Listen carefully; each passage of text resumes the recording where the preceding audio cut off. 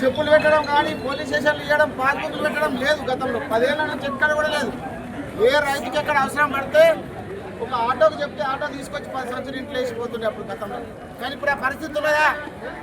ఇప్పుడే చూసినాం మాణిక్బాయ్ కానీ ఇక చాలామంది మహిళలంతా 3 రోజుల నుంచి లైన్లో కట్టి ఇక్కడ కూర్చొని పోతా ఉన్నారు. కానీ ఎవరికి ఇక్కడ యూరియా అందుతలేదు.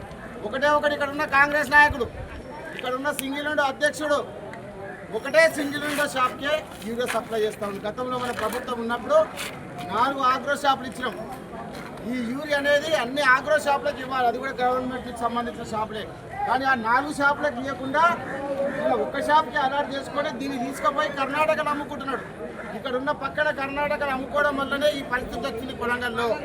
ముఖ్యమంత్రి గారు దృష్టి పెట్టి కనీసమైన సొంత నియోజకవర్గం రైతుల కన్నా యూరియా సప్లై చేయాలని చెప్పి అందరి తరఫున డిమాండ్ చేస్తా ఉన్నా. ముఖ్యమంత్రికి ఏమైనా బుద్ధి ఉంటే, శుద్ధిశరం ఉంటే రైతులకు యూరియా సప్లై చేయి, కంప్లీట్గా రుణమాఫీ చేయి, కంప్లీట్గా రైతు బంద్ చేయి. రైతు బోనస్ అన్నావు, ఎకరకు 500 ఎక్కడ బోనస్ వచ్చింది, మళ్ళీ ఒక్కొక్క క్వింటాల్కి బోనస్ అన్నావు. ఒక్క రైతు కూడా బోనస్ రాలే. నువ్వు చెప్పిన హామీలన్నీ అమలు చేయకపోతే పెద్ద ఎత్తున రైతుల తరఫున రోడ్ల మీద ధర్నాలు చేస్తాం, నిరసనలు చేస్తాం.